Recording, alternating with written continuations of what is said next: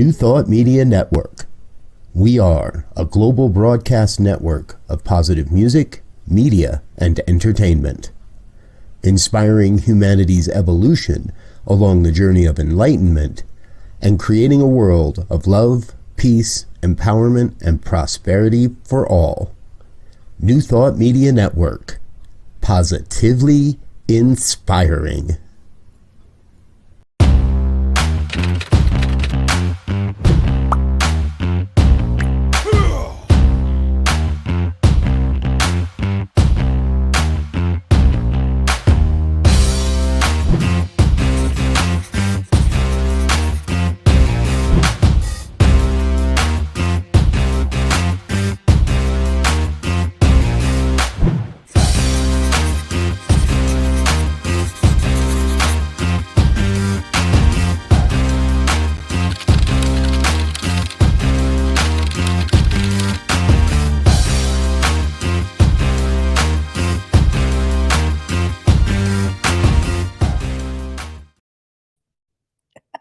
Good morning, everyone. That was a surprise. I came on right away after that music.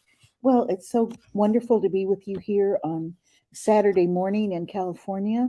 That's my time here in Southern California and all of the West Coast. And I'm really thrilled to be a part of this series.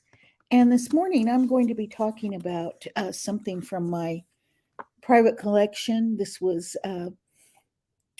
given to me by a practitioner recently, and I've just found it to be a lovely collection of articles from the Science of Mind magazine, and it's called The Pathways of Being, Living in Grace. And there's a couple of books in this series, and this one is Living in Grace. And the last time I was with you, I also used this one of the books from this series to focus the talk on and this discussion. So I'm really looking forward to having a discussion with you. And I see that Fiona Strafford is here. Welcome. And welcome from Geneva. And Wayne Baldwin. And hello, Wayne. It's good to see your name here.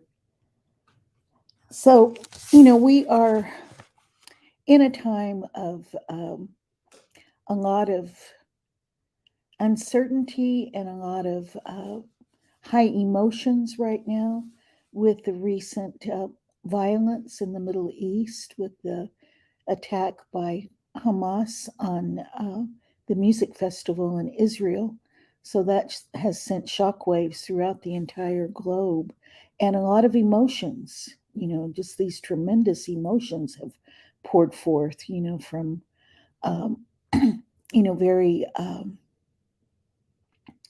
strong reactions and, from all parts of the world.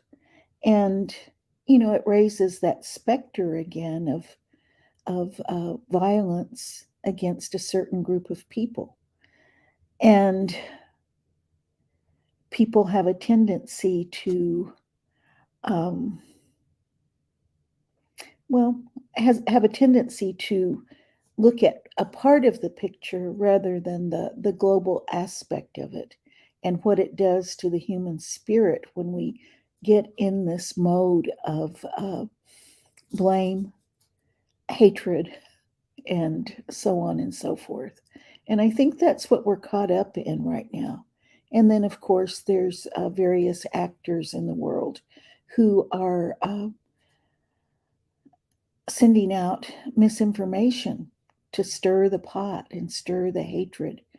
And, that is something that has to do with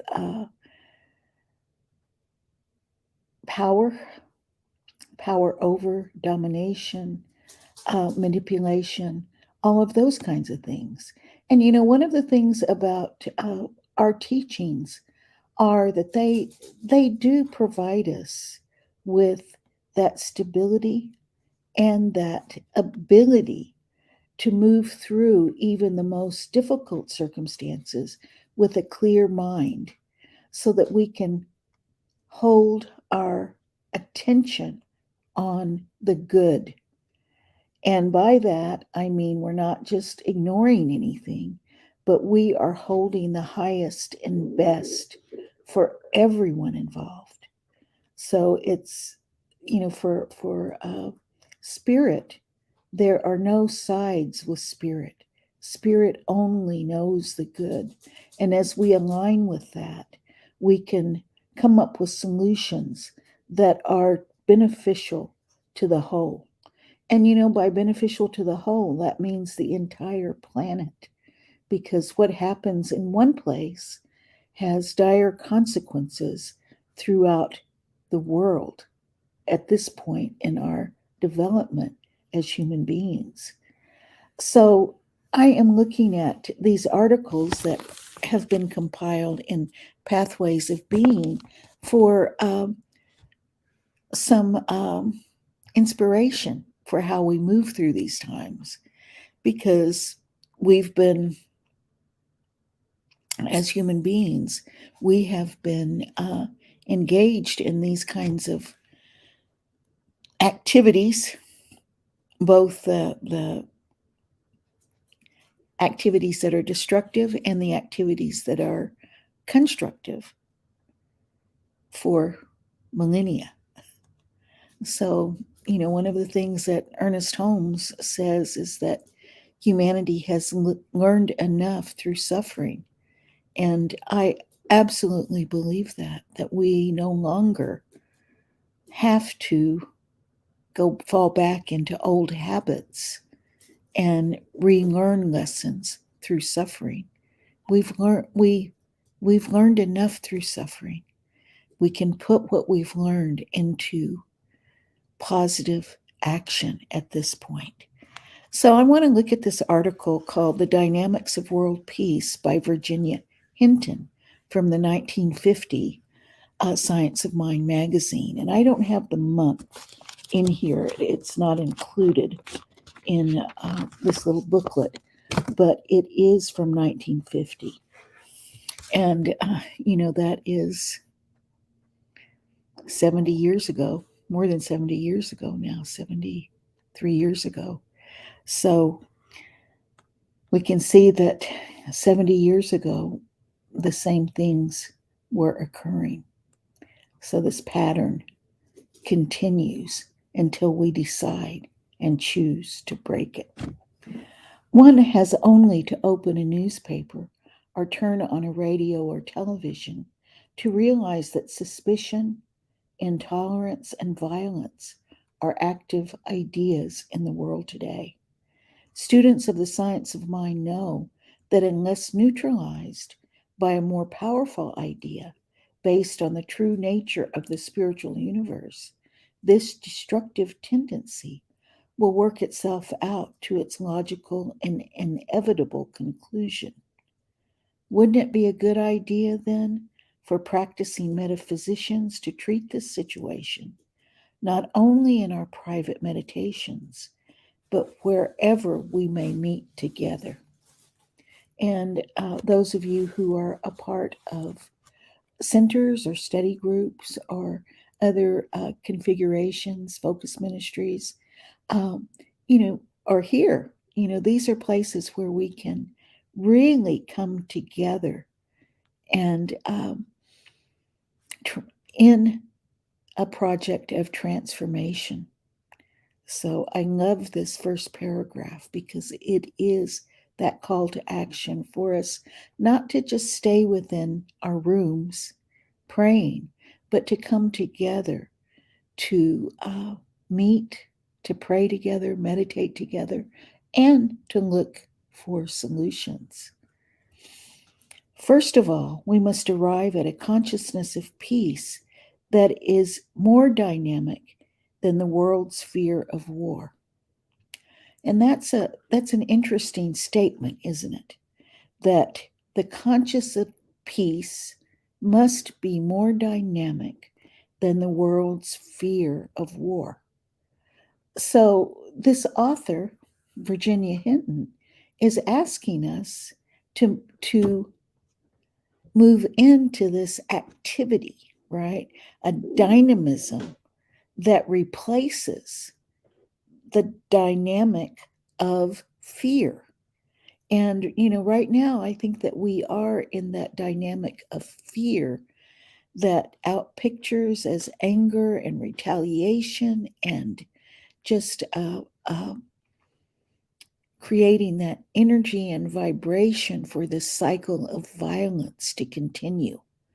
So, what we are looking to do, and what this author is exhorting us to do, is to create that dynamic of peace that is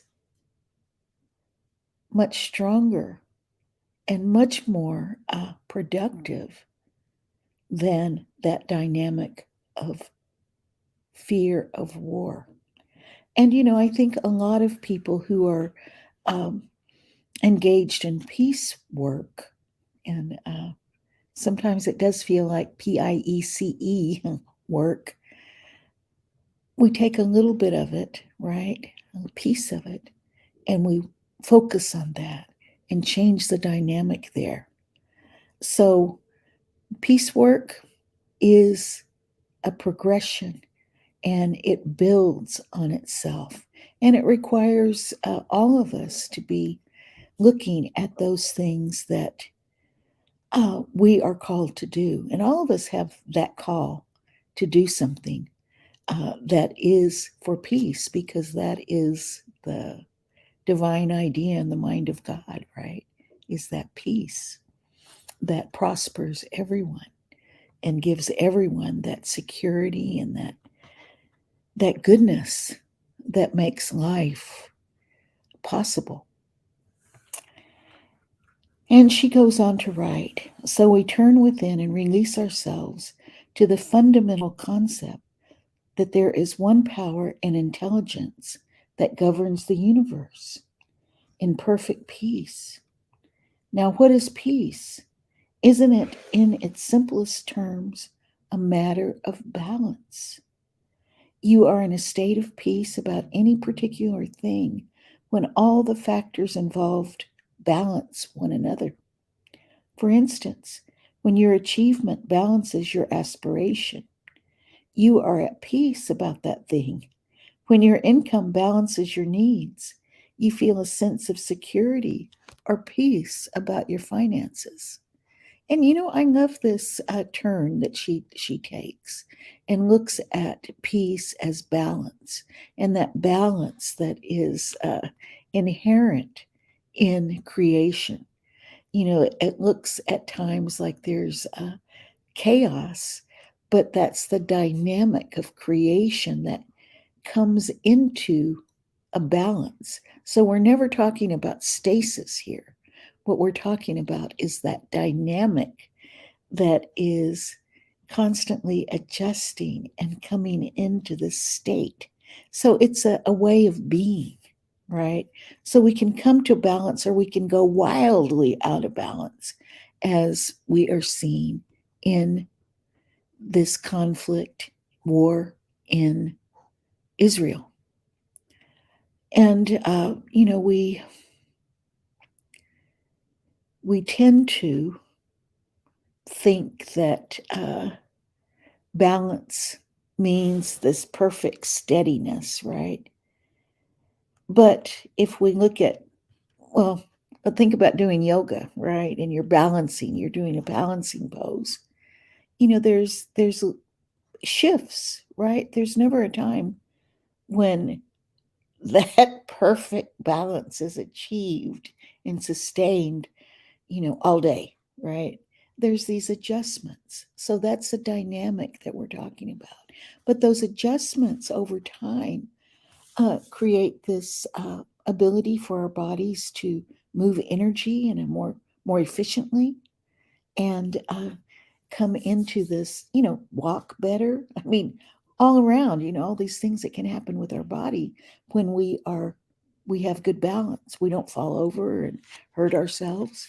We have this balance as a result of practicing yoga. So we can practice peace in the same sort of way. It's a dynamic, it's moving, it's alive, it's life, and we're coming to balance. If something occurs, if we get pushed, well, we can come back to balance. We don't have to push back. We don't have to strike out. We can come back to balance in a peaceful way. And then she says, there is something in the nature of the universe which demands this balance, and everything works toward it. Even what we call the catastrophic elements of nature, earthquake, cyclone, and flood, are really adjustments to regain balance temporarily lost. Someday people will gain sufficient spiritual understanding to keep nature in balance without destruction. The balance equipoise, which is peace, is a fundamental necessity. The power of the universe is behind it. That's a stunning statement, right? That she makes. That someday people will gain sufficient spiritual understanding to keep nature in balance without destruction. And isn't that what we're looking at right now?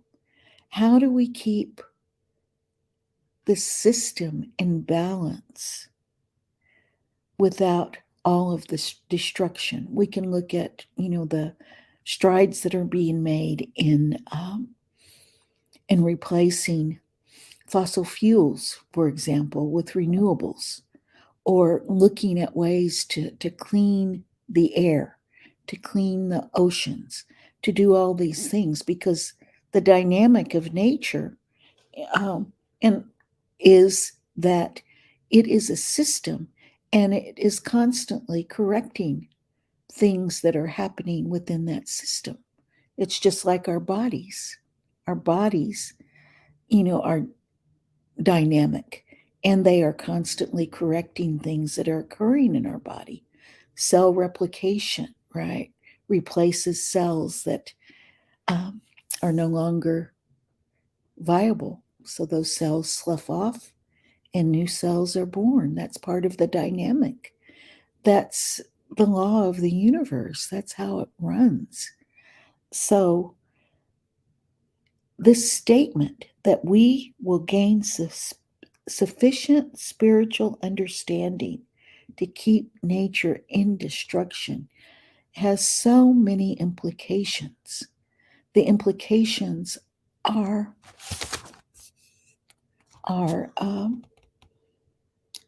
amazing, right? We could go in the direction of, well, what generates peace? Well, having equality generates peace. Making sure that people have access to resources and to just the basic necessities of life, that creates peace. Making sure that that law of circulation is allowed to move freely throughout the world, that brings peace. There's all kinds of ways that we can put our minds together and work toward peace. So I love her assertion that through spiritual understanding we can do this. And I think that means that we have this clear vision and love for one another in order to do this. And she goes on to write, peace among people and nations is the balance between love and law. By love, we mean cosmic love. What this love is, the finite mind can scarcely grasp. And isn't that something? She's talking about the finite mind. And, I think we're poised on this horizon right now, 75 years, almost 100 years later, where we are we have cosmic love, and we're starting to understand it. We have a finite mind, the human mind, as we experience it right now, is finite, right? Or we've limited ourselves to that finite mind. And yet we have everything at our disposal, really. I used to just marvel at this when I was a kid. And I think it kind of spurred me on in my own spiritual search that I think I heard as a child that we only use like 10% of our brain. So, to me, brain was equivalent to mind. I don't necessarily think that mind is located only in the brain at this point in my development. But as a child, that's what I thought. And I thought, wow, what would happen if we actually could use the full capacity of our brains? That really, like, wow, the humanity has such potential. If we're only using 10%, what would happen if we used it all, right? And what we know now, or what I know now in my bones, is that we have access to the one mind, that cosmic mind, that universal mind that is God's mind. We have that. And that's what those who are able to have deep revelations in whatever field they might be in, spiritual or material, they are able to have incredible insights because they tap into that one mind. So, in explaining love, she goes on to say it's not emotion as we think of human feeling. Human emotion, by its very nature, cannot be impartial and universal, as divine love must be. Perhaps in our present stage of evolution, we catch only fragments of the meaning of the love of God, as when the artist sees beauty and significance everywhere, or when in a fleeting, delicious moment we feel a sense of oneness with all that is. What an incredible um, poetic she uses here. And I think we have to use those poetics to describe what divine love must be. It's impartial, it's universal. And yes, I believe that most of us only catch fragments of this. And yet, when we catch that fragment, it is so sweet and so uh, illuminating that it opens us up to more experiences like this, but it also opens us up so that we can see our own transformation taking place. And we experience it and outpicture it in how we are with others and how kind we are. That we use that glimpse of divine love in our lives much more effectively.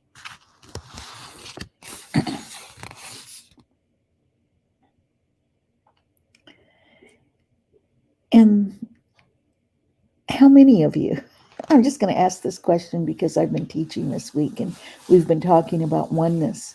How many of you have had that numinous experience that she talks about here? She calls it that delicious sense of unity when we apprehend that for the first time, or maybe we were apprehended at some point in our lives. It is that sense of oneness. And what if we could, at the drop of a hat, just at, any time, any place, feel that sense of oneness with one another and with all of creation? There'd be no room for war. there'd be no room for conflict or violence. All that would remain would be that sense of oneness, that sense of recognition of each one of us as the one. So that's what makes this, these teachings um, so compelling for us, because we do have the ability to change our current circumstances for the better, even the huge circumstances like large scale conflicts that we see in various parts of the world. And I just want to say hello to Linda Plasters. And I am referring to an article in a booklet that is a collection of articles from the Science of Mind magazine called Pathways of Being. And the author is Virginia Hinton. And this was written in the 1950s. So we're going back and looking at, these teachings over time.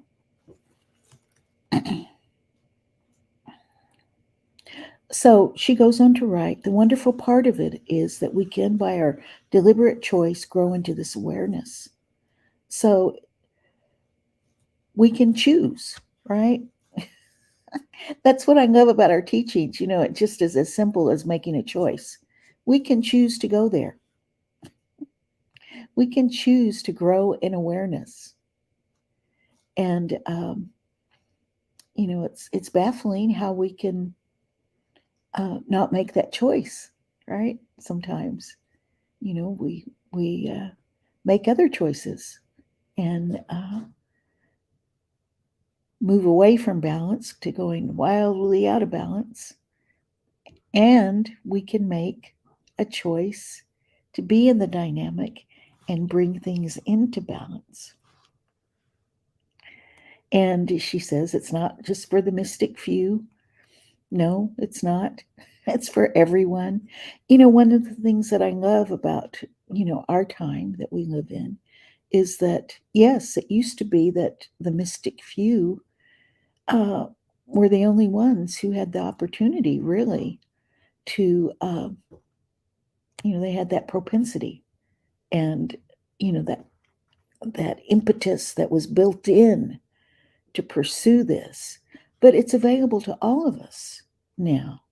It's available to everyone because they chose to go there. They opened that ability for all of us. Just by up-leveling themselves, they made it possible for all of us to up-level ourselves. And so that means as each one of us up-level ourselves into awareness, we make it possible for others to do the same. That's a wonderful truth.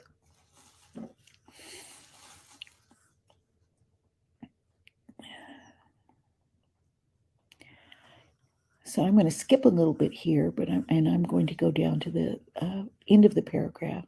The greater sense of unity, the more nearly we come to that perfect balance, which is peace.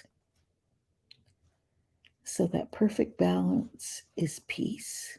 So that's balance in all areas of life where everything is in the flow. That's balance. And I love this next paragraph. We do not have to think about the law other than to recognize that it is operating. It is the same law that pumps the blood through our veins, that holds the stars in their courses. Man's body is a unit held together by certain rhythms, pulsations, vibrations. When these rhythms are balanced, we are in health and in a state of peace as to our physical being.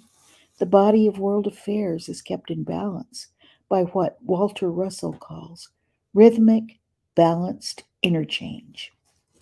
Rhythmic, balanced interchange of ideas, products, of services. So that is, a very simplified vision of how things work, right? And it makes sense. We have this rhythmic, balanced interchange. That's a dynamic, right? It's the dynamic. Ideas, products of services. Okay, now this is when we have choice, right? What ideas are we going to allow to come into us?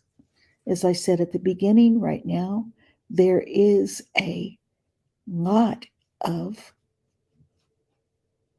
misinformation circulating right now that is stirring those human emotions of hate. Well, let's say outrage, anger, all of that, just abhorrence, all of those aversions there. That misinformation is stirring that pot.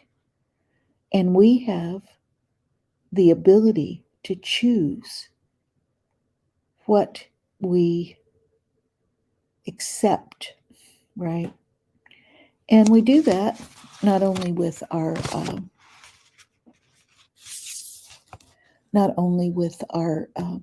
intuition, spirituality, but with our whole being. That means that we also use our rational intellect to sort through things and not take them as they're broadcast.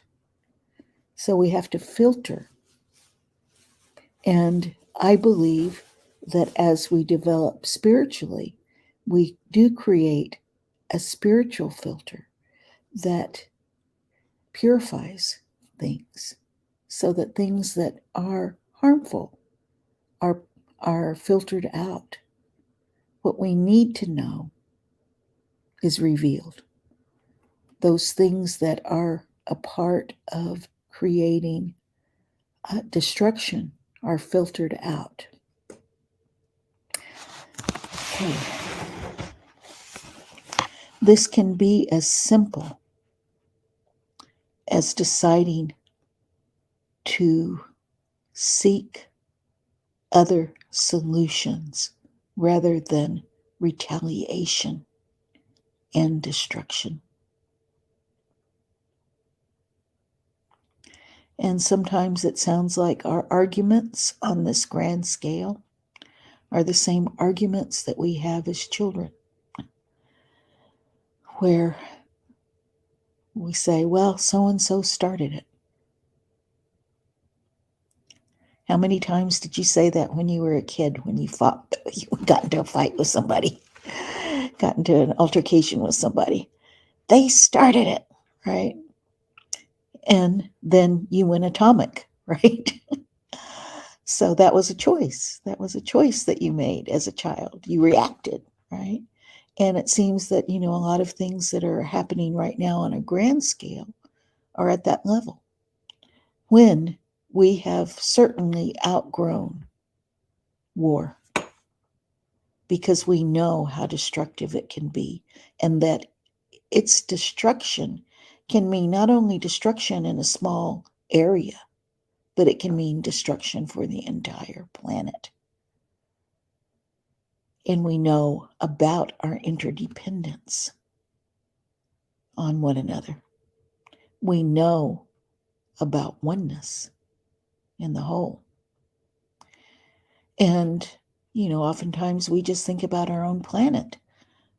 But I truly believe that we are important to the whole, to the entire universe. What happens here does affect the entire universe. That field of consciousness, it affects it. So we have that responsibility as metaphysicians to pay attention to this. We create our spiritual filter by doing our spiritual practice, and we filter those things that are coming in. We transform them into that cosmic love, and we send that out. So that's what we are engaged in. So the rhythmic, balanced interchange of ideas, of products, of services. What if we just decided, I am going to make the very best, whatever it might be, product that will enhance people's lives, and it will last for a long time, and it will be something that will be useful and be helpful to them, right? What if we did that? That would change modern business practices, right? And we'd probably leap forward into other areas rather than be involved in a consumerist culture where we just say more, right? And things break right and left. What if we did that? That would be, to me, that would be balanced, right? That balanced creation of a product. What if we decided I'm going to use my brain in the best possible way that I can, my intellect, to generate ideas, and I'm going to be open to spirit so that spirit inspires that human intellect, and I use that whole mind that I have access to. What would happen? We'd have a vastly different world. Services. What if we decided I'm going to provide this service and I'm going to be of service to humanity? What if we just decided that? No, it wasn't dependent on the bottom line or that constant inflow of cash. That wasn't the motivator. The motivator is something called cosmic love.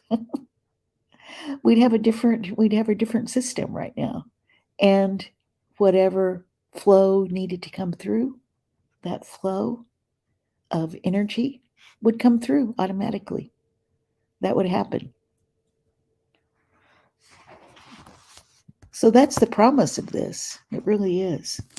With this understanding, when we speak our word for world peace, we realize that it is like a warm current breaking up an ice jam or a cold war.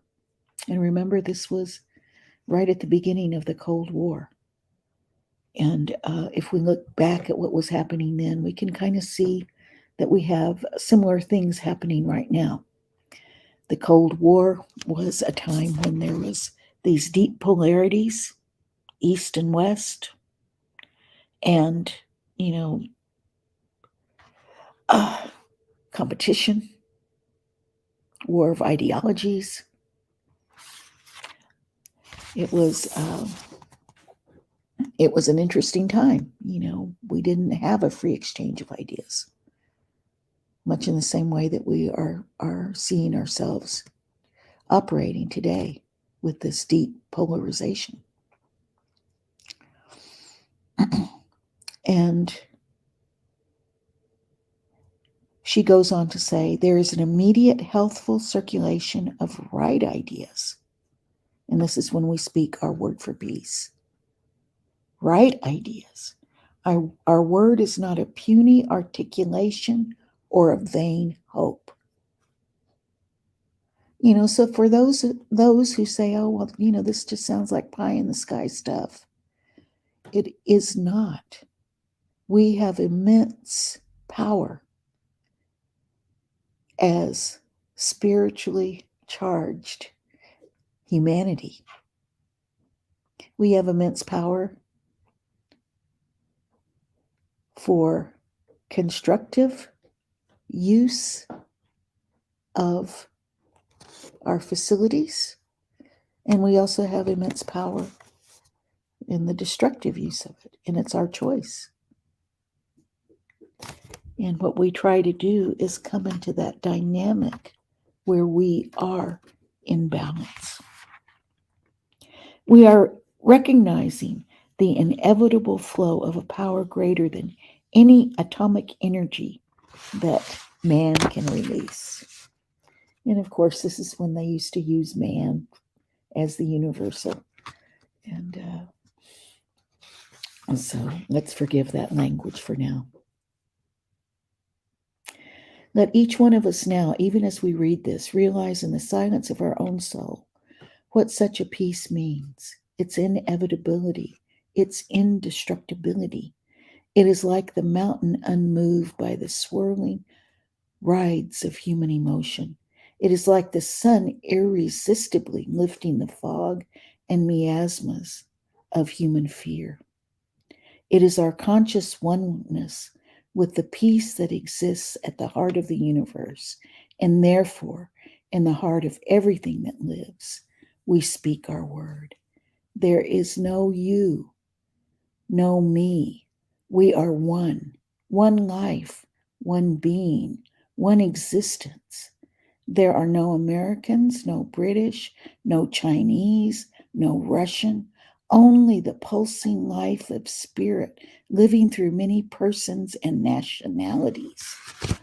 Oh my goodness, listen to this. This is in 1950, and this is a call for us to dismantle those ideas of these nations that I consider myself a post-nationalist in a lot of ways. I understand that we have these groups that come together and they talk to one another.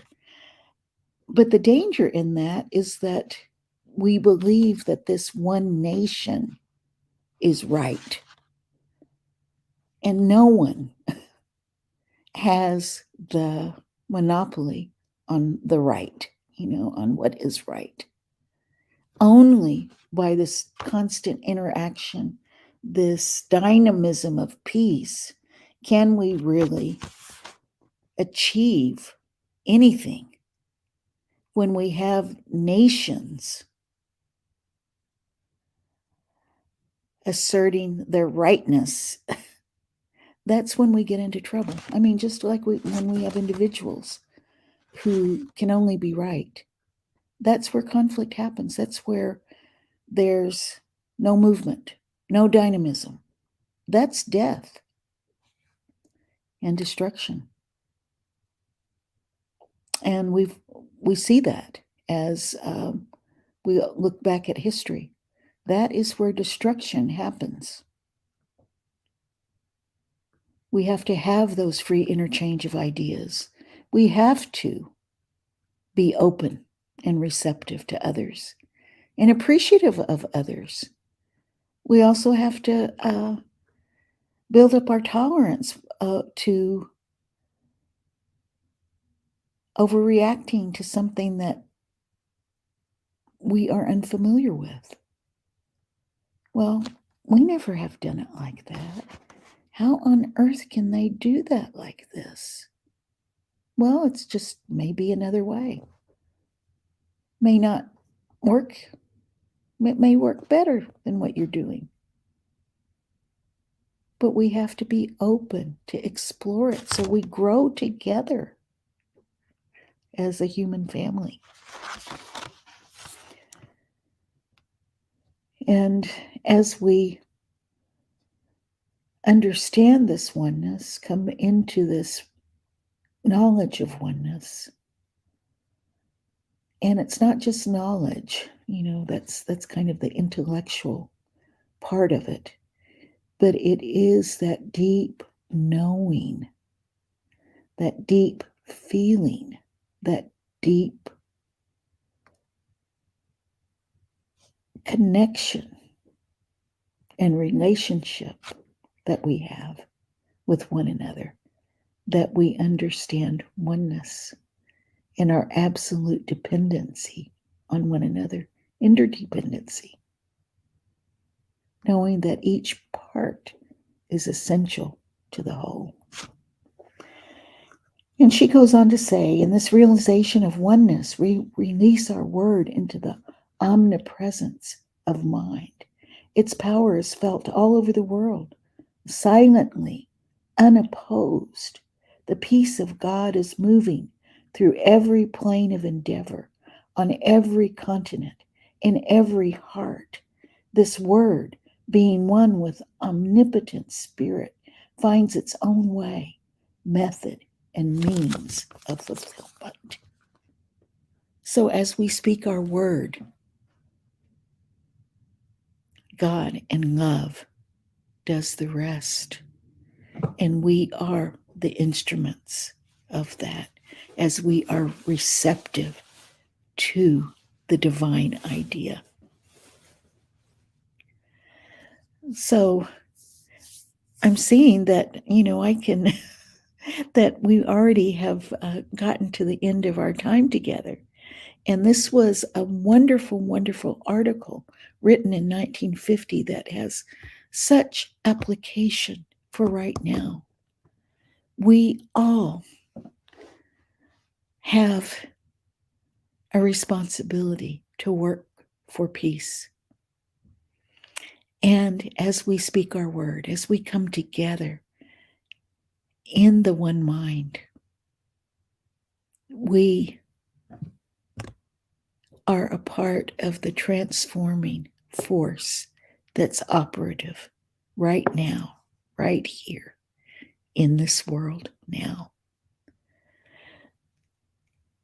So I'm going to ask you this week to pay attention to where you are when you hear something that pushes a button. I want you to question whether that news item or that little splash that comes through is the truth, is fact, or if it is actually a part of that disinformation to stir the pot. And are you going to take the bait? You can choose not to take the bait. And you can choose not to take the bait if there's a truth that comes in that pushes your button. You can choose not to take that bait. And you can choose to see it,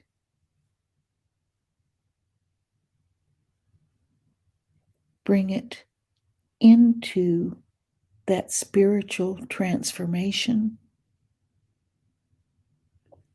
and outpicture love.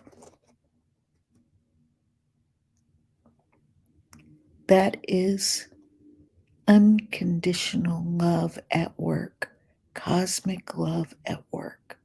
And we all have that in the very center of our being. That's who we are as spiritual beings.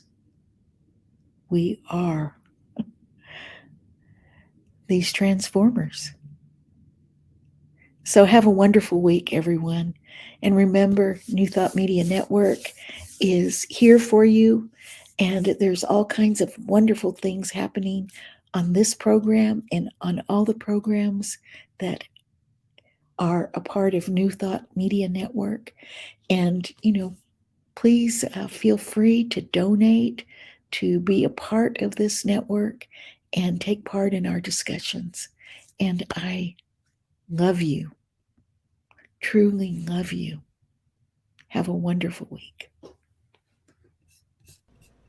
Please help us say thank you to our organizational sponsors, including the Hepperlin Foundation, Affiliated New Thought Network, International New Thought Alliance, Science of Mind Archives and Library Foundation, Center for Spiritual Living Denver, Center for Spiritual Living Midtown, New Thought Philadelphia, Planned Happiness Institute, Summit Center for Spiritual Living, One Heart Retreats, Center for Spiritual Living on the Lake, Unity Spiritual Center, Kitchener, Om Center for Spiritual Living, La Mesa, Satya Center, Center for Spiritual Living, North Jersey, Unity of Savannah, and Center for Spiritual Living, Seattle, as well as all of our individual donors. Thank you for making New Thought Media Network a place to be. Please come be you. And remember, like, share, and subscribe. New Thought Media Network. Positively